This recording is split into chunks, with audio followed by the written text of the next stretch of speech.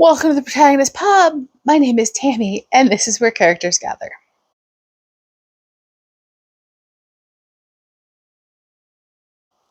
So, it is Sunday morning. I know I posted in the community tabs. I didn't know if I would get this published this week, but I'm going to do it today, and it'll come out, as regularly scheduled tomorrow. We're getting our roof redone tomorrow for the rest of the week, so it will be loud and noisy here. So I'm trying to get some stuff filmed today to carry me through the rest of the week, and then it looked like next week, when the roof is done, they're going to paint the house. So it's going to be 2 weeks of noise. So looks like I'm doing a lot of recording on Sundays. So let's talk about what I read this week. First up, it was a very good reading week. I have, as of this morning, I have finished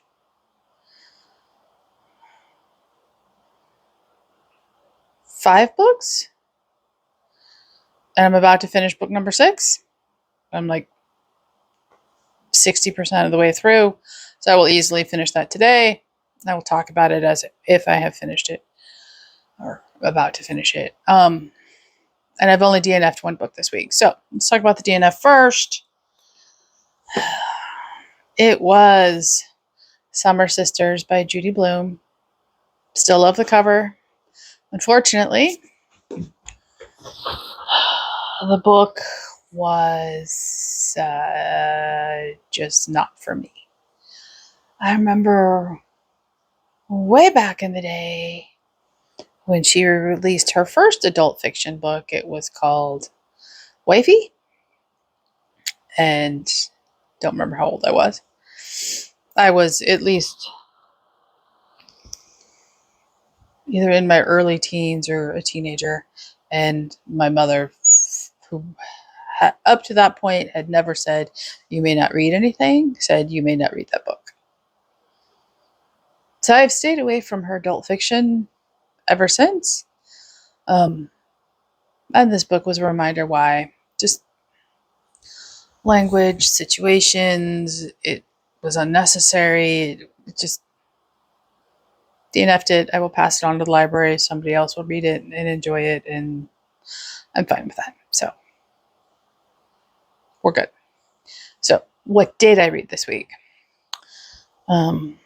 First up, let's do my Kindle reads. So I did 3 books on Kindle this week. Let's talk about the arc first. That would be, it's probably going to go over here. Death by Food Truck. There were 4 authors. Their names are listed on the book picture. This is a short story, cozy Christian mystery compilation. And I picked it up because I still need to fulfill my 2023 Protagonist Pub reading challenge to read a short story collection. I had an arc. So here's my honest review of said arc. I can't recommend this book. Everything fell flat for me. All 4 stories take place in a food truck court in a small town in Maine. Now, the town is so small that the police force does not have a detective on the force. So every time there's a murder, a detective from York, Maine, which is a good 20 minutes away, has to come. So that tells you how small the town is. And yet, it can support a food truck court. And you learn in the very last story that there are multiple Mexican restaurants in this one small town. So the setting was unrealistic. The faith content in the 4 stories varies, as you would expect, by author. And it's faith that's all over the board. There's the I'm a newly saved Christian, and I love to run my mouth about it and be very vocal faith. There's the I sing in the choir, and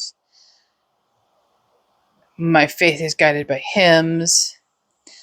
Then there's the barely there, gentle, everyday kind of faith that is kind of weird. And then there's a third kind, and it just flew out of my head. Or a fourth kind, and it just flew out of my head. So the faith content was just all across the board. What this book did solidify for me is that it is. I don't like short stories. Their characters are just not fully developed for me. The stories are irritating because they're so short, especially when you do it in a mystery style, and the clues are inconsistent. And in every case, I knew who did it really early on. So, would I recommend it?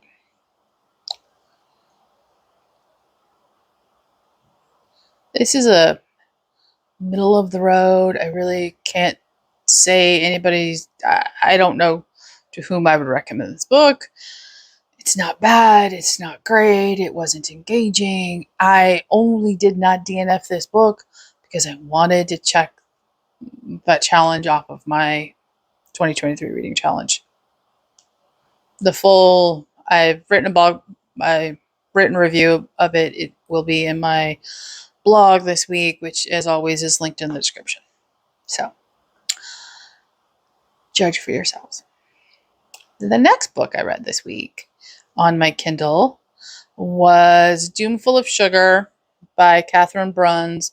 This is the first in the Maple Syrup Mystery series. I have the second book in the series, Syrup to No Good, on my NetGalley. Haven't read it yet. So, the first book.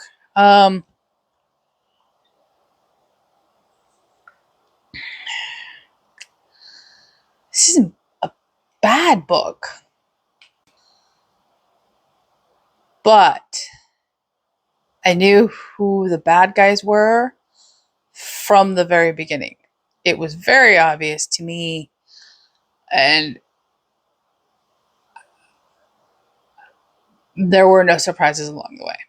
Every twist and turn that the author tried to throw and red herring was just didn't work for me. So our main character is Layla Kahori. She is a Lebanese American. Her parents own the Sappy Endings Maple Farm in Vermont. She lives in Florida. Her father is murdered. She comes home to, attend her father's funeral. And then she discovers that he's left the farm to her and excluded her brother. She doesn't get along with her mother, so there's family drama. And she sets about to find her father's killer. So, this was a very plug and play kind of cozy mystery. There are the expected recipes at the end. Do have one major gripe with this book. There is a consistently mentioned beverage, and I don't want to say it because I will butcher the pronunciation, and it's never defined within the book. I had to go search the internet to figure out what it was meaning. Several definitions came up. Finally figured out they're talking about Lebanese coffee. Do not understand why that was not described in the book as being Lebanese coffee. It would have taken a sentence. It was never done. Nor was there a recipe for Lebanese coffee in the recipe section of the book. So, this was a very predictable, middle of the road, cozy, very plug and play. Had this been a debut novel from the author, I would have been much more forgiving of that. It is far from debut novel. She has several series. She has series in progress, not just this one. So she was plugging into a formula and, dashing off books. So I will read the second one and decide if I'm continuing the series from there. Next up on my Kindle was The Bluff by Emma Sinclair. This is the second book in the Love Stories from Sheetcake, Texas series. If you follow me on Instagram, you know I loved this book. The review for this is also coming. This is scheduled. This was just pure joy. This is a clean, closed door romantic comedy. It is a grumpy sunshine trope. You meet characters from the first book. There was a scene at the 75-80% where that the angst in the relationship is coming. If that had me laughing so hard I was crying, and then I was crying because the angst happened immediately after I was laughing so hard. And Emma Sinclair has not failed me yet. She's right up there with Jenny Proctor in being 100% reliable, 100% funny, 100% sweet, clean romances that just make you laugh. I will say in this one, there was a little more emphasis on the sexual tension between James and Winnie than there was in, let's say, the first book between Pat and Lindy, but I was fine with it. So I highly, highly recommend Emma Sinclair. I've loved everything. So, before I get to the physical books, what am I currently reading? I'm currently reading, what's it called? A Heart Worth Stealing by Joanna Barker. This is Annette Galliarc for me. This is it's in the proper romance book line. Clean, sweet, secular. There's a mystery involved. Characters are memorable. However, it's not quite as unique as Game of Hearts, which was the first book I read this year. And I loved that book. I love that book immensely. It is fabulous. That is not saying that there's anything wrong with this book. It's just not. Game of Hearts was very unique in the Regency time frame and the storyline. So that's part of the reason why I love that book so much. This book is a little more predictable, but not really. And I'm truly enjoying it. And I will undoubtedly finish it this afternoon and move on to my, 7th book this week. I've had a very good reading week. I'm probably not anticipating that next week with the noise, so we shall see. Okay, physical book reads. Let's do them. I read this one first. Finally got to it. It was The Darkest Evening by Anne Cleeves. This is the 9th Vera Stanhope novel. And believe it or not, it is my first Anne Cleeves novel. I'm floored by that. You have BritBox. The Vera series on BritBox is stellar. I love them. I consume them. If I'm stitching, I will watch Vera. It is an easy choice. And I have the latest season waiting for me. I've been kind of savoring it, letting it sit there. Maybe this week when, there's nothing but noise outside and I have upset dogs. So this wonderful. And I don't normally read books out of order, but this one was sitting here. So I think this is an advanced reader's edition. I think I won this off Goodreads back in 2020 when we were still in Pennsylvania. Yeah, that makes sense. So I truly loved everything about this book. You can read Vera's out of order. There's, backstory with her team that you will have missed, but it won't impact the overall story and mystery of that particular book. It's just team interaction stuff. But in this case, this book introduces you to, I don't want to give too much away, so I'm going to be very sparse in the details here. Vera's familial backstory. And it was just a lovely story, and it explains so much about Vera, and it kept you guessing. It was well written, it was well paced, it was well plotted. It was everything you expect in an Cleeves novel. And if you've seen Vera on screen, she is very much Vera in the books. It was perfect casting, and I love that. I love when that happens, when they adapt a beloved character and put them on screen, and it's a perfect adaptation. It only happened one other time I can think of in mystery series, and that is the Harry Bosch series by Michael Connelly and Harry Bosch on Amazon Prime. The casting of Harry was perfect, and the casting of Vera is perfect. So that written review is also going to be on my blog this week. And the last physical book I have read this week, I finished yesterday, was Murder at an Irish Castle by Ellie Brannigan. This is the first in an Irish Castle mystery series. This was a library book.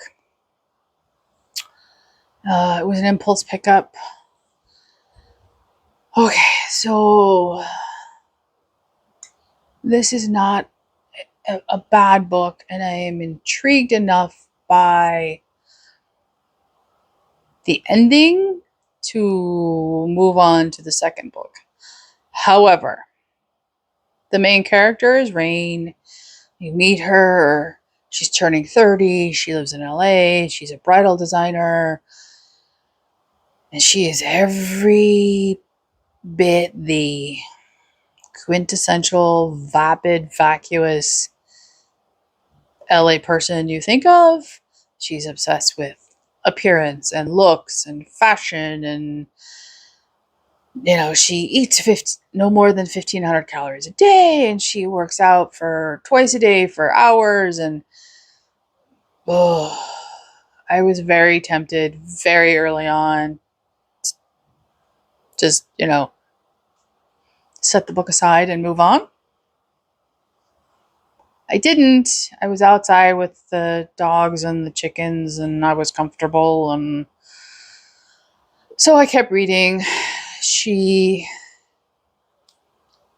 has a very bad day on her 30th birthday, the day of her 30th birthday, and that very bad day is then compounded by learning that her only uncle in Ireland has passed away, and she has to go to Ireland for the reading of the will. And her mother convinces her to go, despite her incredibly bad, traumatic birthday. So she jumps on a plane, and the overwhelming majority of this book takes place in Ireland. So her uncle bequeaths her the family castle. She learns she has a cousin she didn't know existed because she was illegitimate, and she's resentful, and she's angry, and she has to decide if she's going to keep her inheritance or she's going to go back to the States and, you know, lose everything. All of the towns, the villagers are going to end up being, unemployed, and the castle staff is going to be unemployed. So she ends up staying. Haven't given too much away. And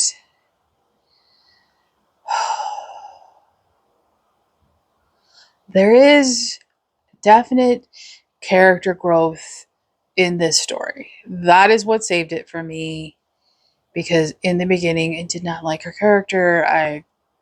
She was irritating, and the character growth saved it. I'm intrigued. There are enough loose ends at the end of the story, you know, loose end threads for the next book, that I'm intrigued to pick up the next book, and I will decide at that point.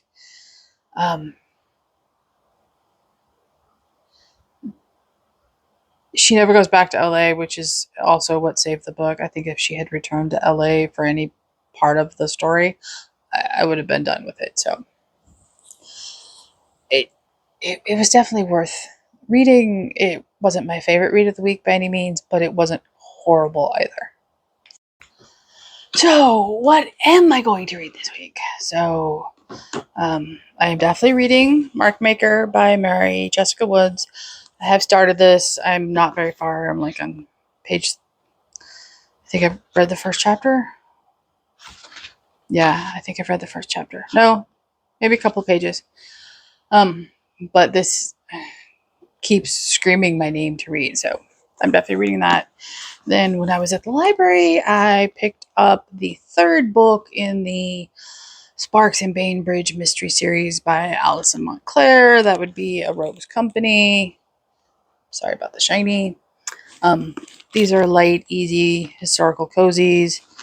And I mean, it's 330 odd pages. So, I mean, it's a day's read for me. So I should be able to read those while noise is happening. So, it should be an interesting week. So, I have the house colors. So this is an approximation of the roof tiles. So that's the approximation of the roof tiles. And then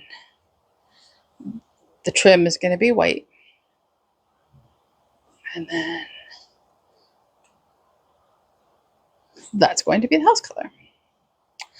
I will take before and after pictures of the whole process and share them when everything's complete.